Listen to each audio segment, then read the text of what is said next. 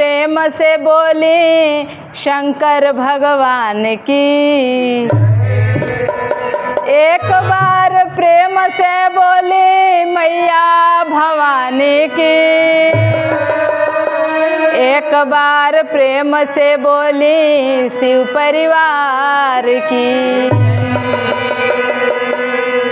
देखिए एक बेर के बात है कि पार्वती मैया कहतनी भोलेनाथ से कि अपन डमरू रउआ खूब डोल डोल के बजाएं गणेश के पापा, हमर बड़ा सुने के मन करता। आ कैसे कहतनी, कौना भाव में कहतनी कि डमरू जोर से बजाइए गणेश के पापा, कितनी डोली डोली।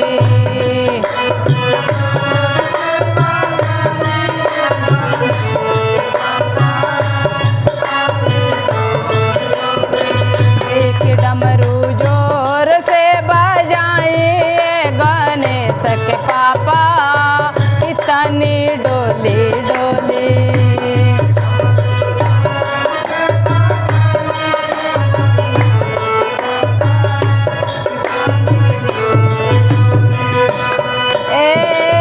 जटवा से बहेला गंगा जी के धारा, माथवा पर चंदा हो करे ले उजाला।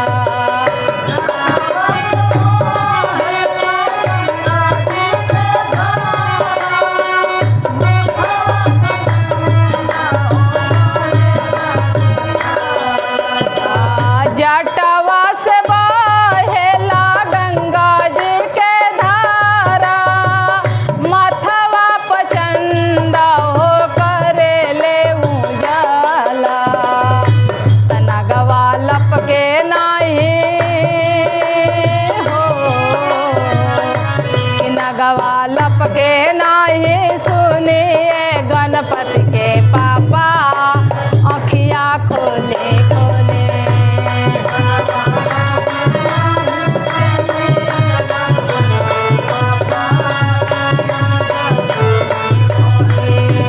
नगवा लपके नाही, सुनिए गणपति के पापा, अखियाँ खोले खोले।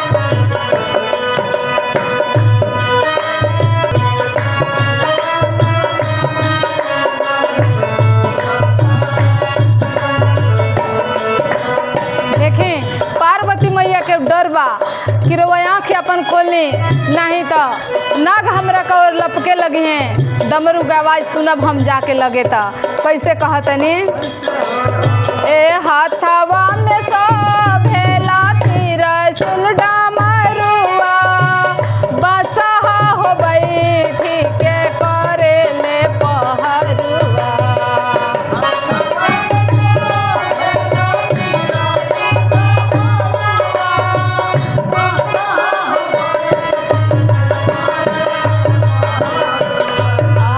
हाथवा में शोभेला त्रिशूल डमरुआ,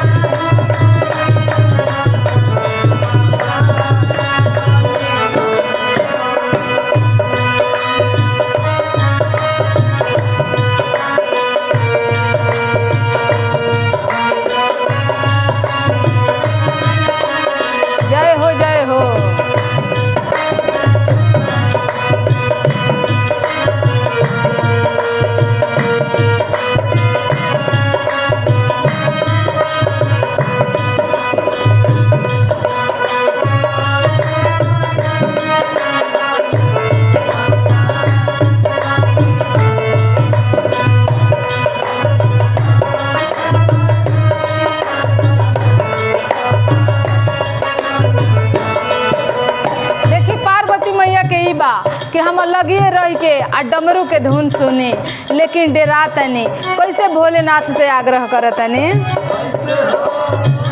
आंगवा में झूले ले नाग हो नागिनिया, कानवा में लटक ले बिछुआ ततैया।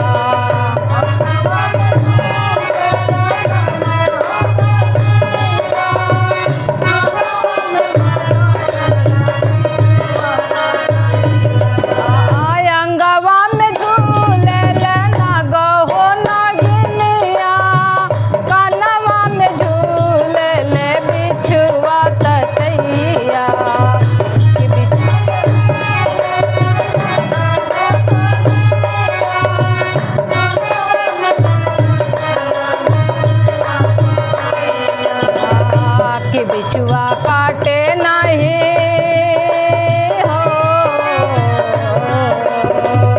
कि बिछुआ काटे नहीं, सुनिए गणेश के पापा अखिया खोले खोले।